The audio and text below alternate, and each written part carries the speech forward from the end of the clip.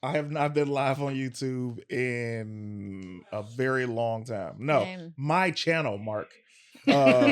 Ladies and gentlemen, welcome to the inaugural episode of CT Cinema. I be CT. Yo. All right. Indeed. Now, what we're going to do here, as you guys are watching us, I would like you to know we will be discussing all things cinema, meaning nostalgic TV shows, nostalgic films, moments on the internet that we think fondly of. I might even review some of my old sketches or whatever. In the meantime, I'm giving this to everybody, but this will exist on my Patreon, as well as the exclusive after show, which will be named as the people help me name it. But before we continue, allow me to introduce my people, okay? Very special guest this episode is my right hand. She's a sweetheart. She's freaking amazing. She's been with me since day one. Ladies and gentlemen, she's an actor. She's a writer. She's a director. She's a producer. She is a fitness content creator. Ladies and gentlemen, Jenny Babas, how are you? Hey, I'm Asian. You are Asian. He must not know that's our thing. If you ain't nothing else, you Asian. They're gonna know. To my left, you guys are being introduced to this man organically because this is my guy. I used to have a podcast called CT Against the World, 2015 yes. on Playboy Radio, and he was the greatest sidekick of all time. And I said, you know what? I'm starting something else. I need my sidekick back. And he was like, I'm here. Ladies and gentlemen, my guy. All things nerd. Indeed. He is my family. This guy, Mayor Young, a.k.a. Lawrence. Woo! How are you, man? Salutations, other forms of hello. Great Good to see intro. other forms of Love hello. There it is. Hey, thank you for having me here, That's CT. crazy. Appreciate you, man. Everybody who's watching, as you guys are in here, go to the comments, Mark, so I can see all those as they pop up. Everybody that comes in here, I want you to know the super chats are open. This show will be supported by people like you. It's paid for by people like you. This PBS style, man. So every donation that is at least $10, we will stop the show and give you our gratitude and thanks because we appreciate you.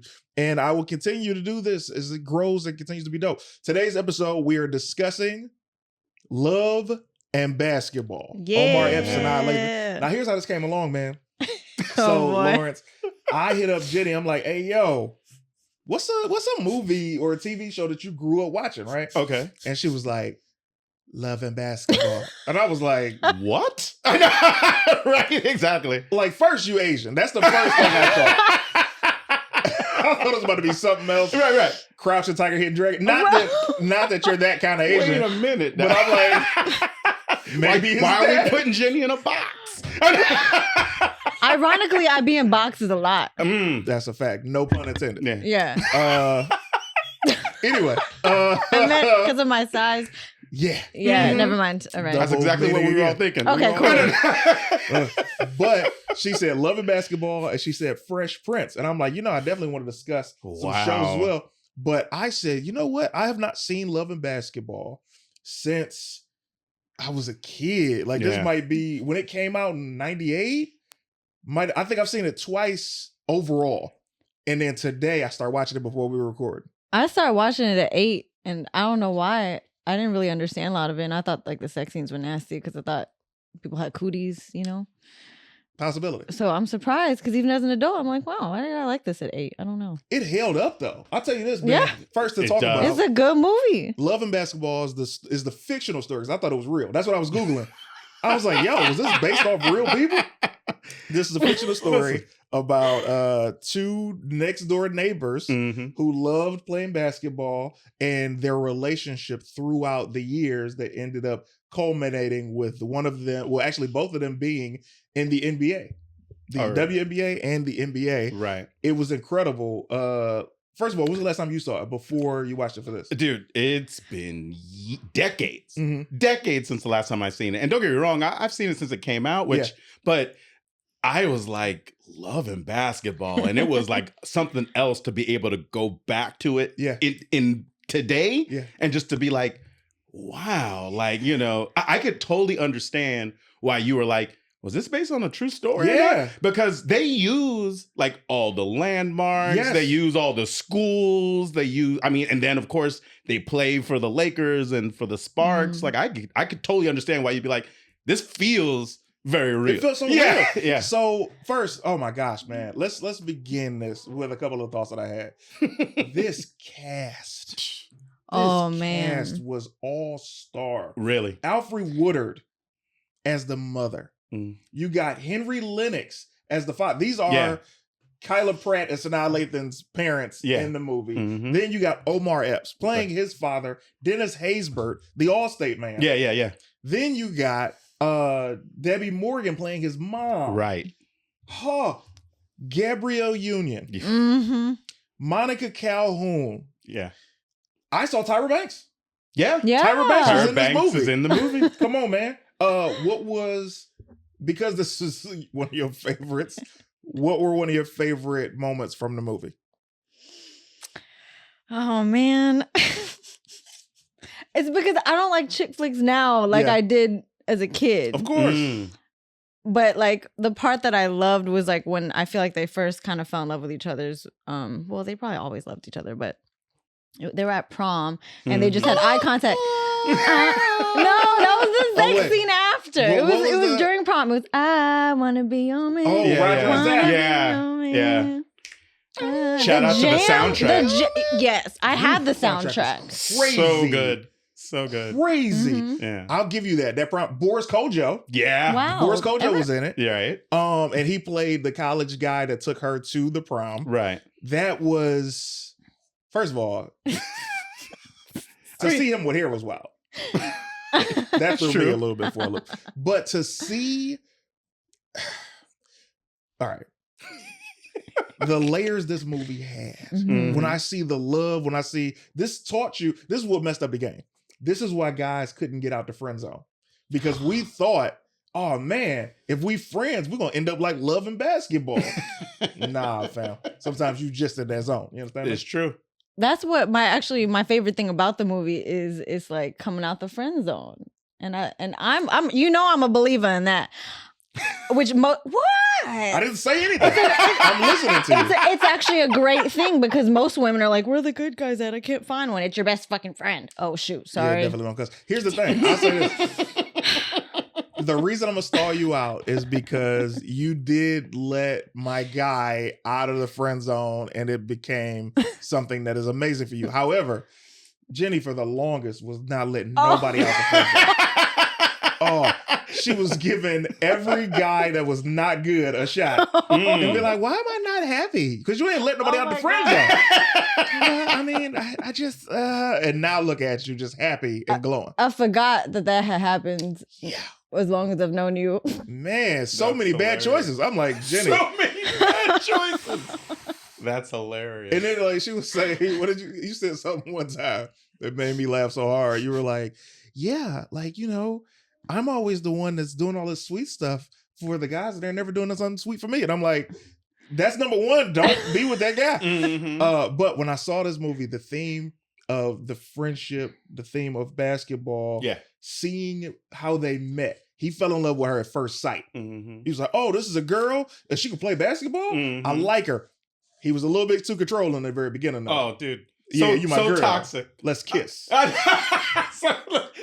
It's like, I forgot how toxic child relationships were in the 80s. Yes. I forgot. I was like, whoa. Yes. Like, why is he hitting her so much? I couldn't get a guy to look at me until high school. So really? Yeah. You probably always look like this though, right? No. No, she did not. I don't like this either. But I'm just saying. I don't like this either. It was worse then for sure. That's hilarious. She's adding 30s on it. She was always very cute, but she's just different. Jenny, believe it or not, Jenny used to be a big girl. What? Yeah. That's wild. I did not know that. Jenny used to be a big girl, man. Now she's just fit as a fiddle. Indeed. You know what I'm talking about? I've been eating a lot lately. I just saw the gym post. Oh, I be posting a year-old. You're out of control. Yeah. I haven't. Oh, you thought that was from none today? None of that's new. She said, oh, that's the archive footage. Oh my gosh. Those of you guys who are watching, continue to keep the comments coming. I want to see them super chats. I want to see you on the screen. Get your comments on the screen with some super chats. In the meantime, let me just say this, man. Kyla Pratt. Oh, so good. Oh, man. Kyla Pratt. So good. she was so good. I wanted to see her grow up in the movie. I wanted her to be grown up Sanaa Lathan. She was that good. And it made me think about how many films and TV shows Kyla Pratt has under her belt and she's not celebrated enough. That's true. That's true. She's always been there. She's definitely taken for granted. Yes. Yeah. It's even just like, it's really interesting just like the few lines that she has, how she delivers them. Like, you know, he's like, oh, we should go kiss. Oh, how long? You know, that's a good question. like that's good stuff. I was just like, dude, that's a great question to have. Yeah, I had this on VHS and DVD at the time. Okay, and the DVD version had like the auditions. Are you serious? It's amazing. You could probably just YouTube it, and you know, y'all. So they y'all show whose auditions did they show in DVD? They showed that kissing scene that y'all was talking about as kids. Yeah. But I think it was just, they all did it individually. So no one was actually in the scene with anybody. So they didn't have a screen test. They just showed their audition. Here's what I'm wondering. How did everybody in that movie blow up except the kid version of Omar Epps? Everybody working. I don't see nothing for that young brother. I don't know. That boy ain't doing nothing, man. He wasn't bad. He was good. Yeah. So I honestly don't remember his. He might have made different choices. He made some different choices. Yeah, he's just like, I don't know if this acting thing's for me. Yeah. Probably a good choice. He might be a neuroscientist for all we know. What if he isn't? Because I looked at the IMDb. He isn't. He's absolutely he's not doing anything right now. He's definitely not. No. He's definitely not that. But looking at it, I'm like, yo, this is a great movie. It felt great. Also going through the different themes, right? I'll say this, looking at how they portrayed the character, and I love that she was a tomboy, because that's what it was in the 80s and 90s, is girls was tomboys. If that movie was made today, she would have been no tomboy. Yeah. She'd have been... Stud? She definitely would have been a stud. She'd have been stud I'm surprised she wasn't. Look, they allude... They mention it, right? They made jokes about it. It's so crazy the way, again, like going back, like when watching that movie initially, it's like, okay, that was just what happened. Hey, don't say that. That's crazy. Yeah. You think I'm a lesbian because I dress like this? I mean, and you're like, this is 98. You're like, and, and she wasn't. And then you saw the first time that her mom called her beautiful when she was getting her dressed at the prom and gave her her grandmother's pearls. If you have not seen Love and Basketball, which hopefully you have in the past almost 30 years, that movie, so many moments. Now we go to, like you said, the soundtrack. Roger and Zapp, I Want to Be Your Man. Maxwell. Dude. Right. This is the one that got me. Just saying songs, not even trying to jump ahead with the movie. No, take your time. At the very end, the scene that made the movie for me is when he's about to get married. He's got 2 weeks to get into this marriage. And she says, I'll play you for your heart. Let me tell you something. Do you understand? First of all, I don't know if people realize how much money a wedding costs. Right. And how much planning. Right. You can't stop a wedding 2 weeks before. Dude, I'm sitting here like, it's such a crazy maneuver. And for a woman to pull that is wild. Lawrence. Dude. What was the call? What was the call like to his fiance? Hey, I lost this game. I lost this game. So we gotta call the win though. The wild part is he won. He won. He won. He said double or nothing. She kissed him in the mouth. I was like, oh, so a game ain't happening right now. No rematch. Shouldn't there at least be a text or something sent? I mean, I guess it wasn't texting them, but still, no something. But phone call. The wedding invitations had been sent out already. Like what the save the dates had already been received in the mail, and you canceled a long time ago. But the song was "You Made a Fool of Me." Yeah. I was like, oh, that's a jam. I'm downloading all of this tonight. Yeah. That. Now let's go back in the movie. Dennis Haysbert plays Omar Epps' character's father. He's a former NBA player. He's raising his son to not so much be focusing on basketball, but to go get your education. Right. And the son is like, nah, I'm trying to go to the league. Right. Let me ask you this, Lawrence. You got eyes. Barely, but yes. You got eyes. So you're telling me. You got eyes. How did Debbie Morgan not see that Dennis was cheating sooner than that? Yeah. Meetings? It's 9 p.m., bro. But you know what, though? I'm going to say this. Yeah. I don't have a lot of experience, but I have some experience with basketball wives. Oh, just, as far as like, being on the outside looking in. Mm-hmm. And I don't feel like it's a uncharacteristic portrayal of things. It's like I feel like sometimes they don't want to see it. I agree. Okay, They don't want to see it. But here's the thing. Debbie Morgan. Yeah. Gorgeous. She is. Debbie Morgan. He came home. He just came home from out of town. Took a shower. Yeah. Got some cologne on talking about, I got a meeting. Right. And you believe this, Debbie Morgan. Where is the sense at? So when she ends up hiring a private investigator. Right. Get some pictures of him cheating because there's about to be a paternity suit going on and he's apparently fathered this illegitimate child. And that is the thing. This is the thing that people ain't paying attention to. That's what broke Omar Epps' character. Mm-hmm. His father not being who he thought he was all this time. So now he's ruining himself in basketball, throwing the game. Yep. He's not focused. He's drinking now. He's drunk. Yeah. He's now becoming his father. He cheated on Sanaa with Monica Calhoun. Yeah. Yeah. At the party that she was at. Right. Just acting out. Acting out because his father was not the man he thought he was. Yeah, man. His hero got knocked off that pedestal. Which it's so wild though, because it's so funny because it another time where Kyla Pratt shines. Yes. He talks about, my dad is in the NBA. He plays for the Clippers. And there's a certain, after they get mad at each other, she's like, and your dad played for the worst team in the league. And it was like, whoa, which is, and it's just so funny because my dad, my dad, as long as I can remember, has been a Clippers fan. What? And was like, like legit, like that was the team that was being rooted for in my house. What? I know. And they were terrible. They were so bad. But he was just something about the Clippers. He's still a Clippers fan. And don't get me wrong, they had their They've gotten way better. Yeah, exactly. It's nothing like what it was back in the day. But I was just like, that is wild for her to say and for her to not be wrong.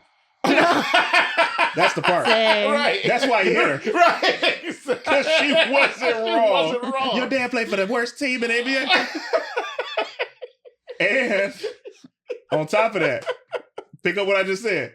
His father played for the worst team in NBA, and you tell me he got meetings? Yeah, right. You ain't got no meetings. No. You got practice tomorrow, my boy. Tried to recruit for the Clippers, huh? Got you. Front office, we got you. I went to a Clippers game last year or a year before. I got taken to a Clippers game. Mm-hmm. Completely different than going to, I haven't even been to a Lakers game. Yes, I have. I've been to one Lakers game. Mm-hmm. Went to a Lakers game, sat in box seats. A friend brought me. Mm-hmm. But I went to a Clippers game. I was on the floor. Mm-hmm. And I was like, oh, I guess these aren't in demand. Wait, look, I just want to point out the difference that you said. He's like, oh, yeah, no, I've been to a Lakers game. Yeah. The way you said it for the Clippers, though, you said, I got taken. I got taken to a Clippers game. Like it was not your choice. He's like, I was told we were going someplace else. I thought we was going to the movies. I thought we was going to the movies, to the arcade. Wait a minute. I'm on the floor of the Clippers game. The Lakers game, though, I was at the Lakers game the night that LeBron broke the all-time scoring record. Oh, wow. Yeah. So I was there for that game. So that's a nice lifetime moment. Yeah, that's very cool. Yeah. Give me another standout memory for you for loving basketball. Oh, my gosh. That's crazy. Anyway, listen, I got one for you. Yeah. And listen. Wait, before you say this, I'm not seeing the super chats on the screen, ladies and gentlemen. I could easily not do this anymore. Easily. If that's what y'all want, I can take this directly to the Patreon subscribers, which if you are not a member, subscribe right now, patreon.com/CTisDOPE. And that is where you will be getting the post show of what we're doing right now. We got some exclusive questions for young Jenny Babas that cannot be answered here on YouTube and Facebook. If you're watching on Facebook, send them stars as well. And let's get some super chats going. Go ahead, brother. So look, I'm a huge Gabrielle Union fan. Yeah. Like, have been always. I love it. She's fantastic. And, she has a small role in this movie. Yeah. But it's still Gabrielle Union. And it's memorable. Dude, it is impactful. Yes. But the moment that it's facilitated by Gabrielle Union, but the moment is after when uh they're riding home from the game and she's giving the letter from Gabrielle Union, and she's like, she's a hoe. She said a coochie in the mail. Coochie in the mail is hilarious. And not even in the proper channels for the mail. You gave it to his friend to give to him with all the trust in the world, by the way. Messenger. Right. Here, take this letter and give right. And then Gabrielle, you had an attitude with Sanaa Lathan for not being more cheerful. So she got it. She was like, and I'm like, that's crazy. It is. You're saying some nasty stuff to this guy. Yeah. And you want her to just deliver it, which she did. She'll get credit for that. She's a good friend. She's a good friend. She's a good friend. Man, and then Gabrielle did not get the draw she wanted. No. Neither did Boris. Boris didn't get They should have gotten together. That would have made sense. A lot of sense. Especially much. the prom. If I'm with you, first of all, I think a lot of men have this sixth sense where when you're with a girl, you can feel if she's not into you, and Boris did not have that. He wasn't feeling it at all. Yeah. Nothing. But listen, which is crazy. I could totally see like a guy that looks like Boris Kojo not having that. He just assumes. Oh yeah. You know, he just assumes. He don't need the sense. He's like, well, what else is gonna be? I'm tall. I look like this. That's the wild thing. That's so wild, bro. I could imagine it. I think I met Boris Kojo one time. This was down in Atlanta, right after Laugh-A-Palooza. I just told the story on my YouTube and Instagram how I met Jamie Foxx the first time. As I'm going backstage to try and meet Jamie, I see Boris, and he's a nice guy. He's got this aura about him that he knows how women feel about him. But he's so oblivious. Oh, is you ever see that guy? Like the person that is so attractive, but they're oblivious to these thoughts. So all these women are just like, yeah. And Boris is just like, oh, I wonder what I'm going to eat for dinner. Right. Maybe I should get some salad or something. Like he's that guy. Yeah. And I'm like, bro, if I had these girls looking at me like this, all I'm thinking is, yeah, ladies, so where are we going to eat? I know. You know what I mean? He just gets so much of it. It's just none, you know? Like it don't it's phase like him no more. It don't matter. I can't imagine. Yeah, I can't either. So give me this, Jenny. When you're in a room, can you feel that, like, do you know the guys that are really into you, or are you oblivious too? No, I feel it because guys make it very obvious. There's not even a discreet stare. It's just, it's that, oh, you made a joke about it at your stand-up about like when you get older and guys just care less and they just like, oh yeah, they just staring at you. Oh yeah. They say, right. When I hit over that 35, I was like, oh, I'm not even turning my head no more. You know, you try and sneak it. I'm just like, yeah, what's up? Looking directly. So you get that. Yeah. Wow. But so this is what y'all don't know about Jenny. Jenny has no problem approaching a man. Oh. So do you find it more, or did you find it more appealing for you to want to approach a guy, or would you have rather been approached? Oh, no. I would rather be the approacher. Really? Yeah. Why is that? Because if I'm approaching, I would assume that it's the guy that's probably not giving me the attention or not looking hella thirsty. Oh. Because it's like the ones that are already like trying so hard that it makes me want them less. Really? Yeah, like my man didn't seem interested in me at all. I'm like, he thinks I'm hideous. Yeah. So I was like, he's zero interest. Story. As a matter of fact, I'll have you tell that story on the after show. It's very worth it. Okay, cool. That's so interesting. I think the opposite for me.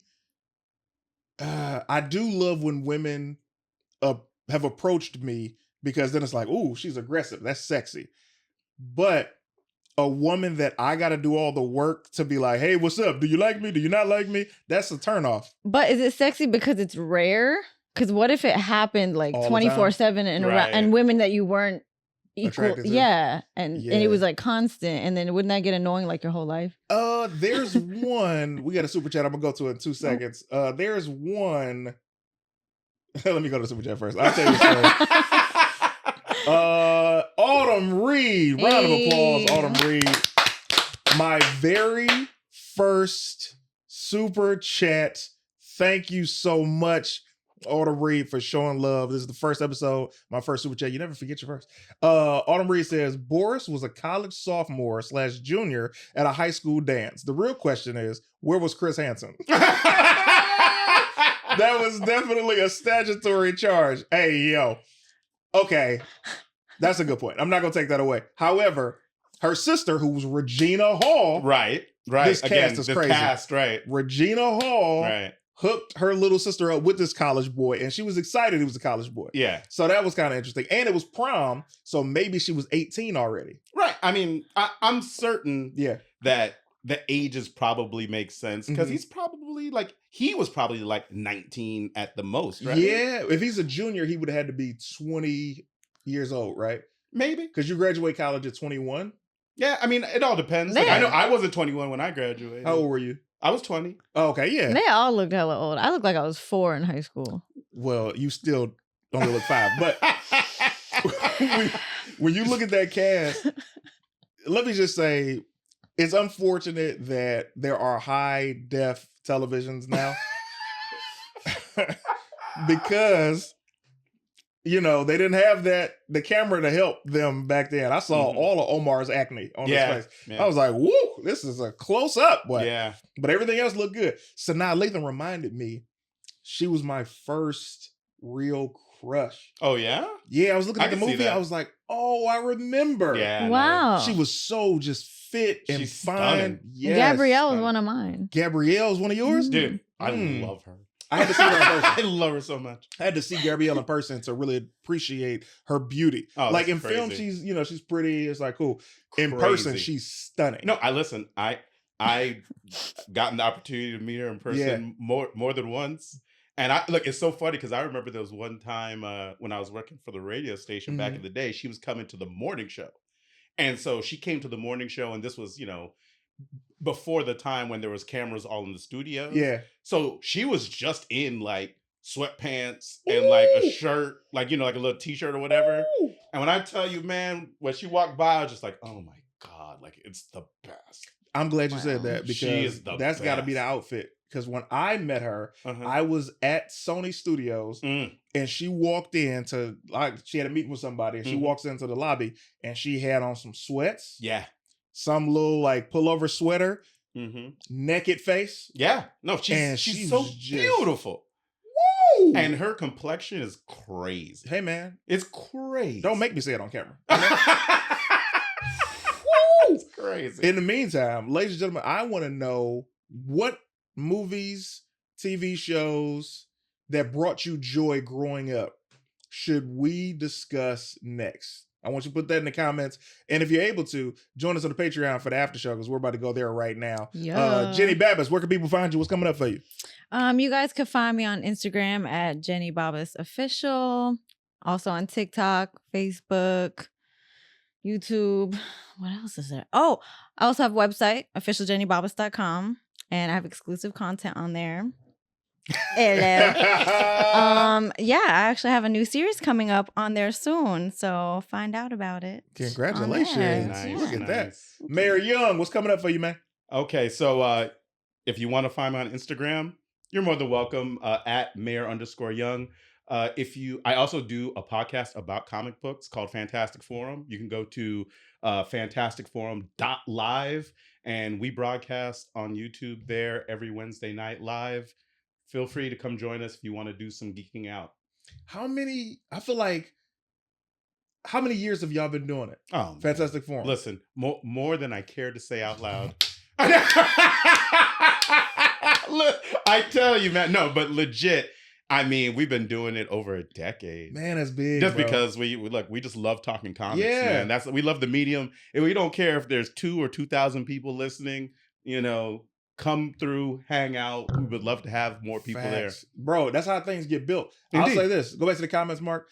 I'll say this. As we're here, this is something that I'm like, I want to do this. This is something I'm passionate about talking about. I've been a guest on some of the other people's movie review joints. I'm like, I need to find the time to do my own. So this is the first inaugural one. I want to do more. And if you guys had a good time, tell me in the comments, message me anywhere. Y'all know how to find me. I'm not hard to find. Indeed. And Jenny, I'm so glad that you joined us today. I'm sure you'll be back when we review some more classic sketches and or Fresh Prince that you also seem to like. In the meantime, Autumn Reed, thank you so much for my super chat. Patreon subscribers, thank you so much for the Patreon subscriptions. And if you are interested in becoming one, you do not want to miss this exclusive conversation that will only exist on the Patreon. I will do my best to come back live more often. You guys have certainly made me feel warm and welcome. I appreciate all the comments and the love. Team CT all day. Yeah. Yeah.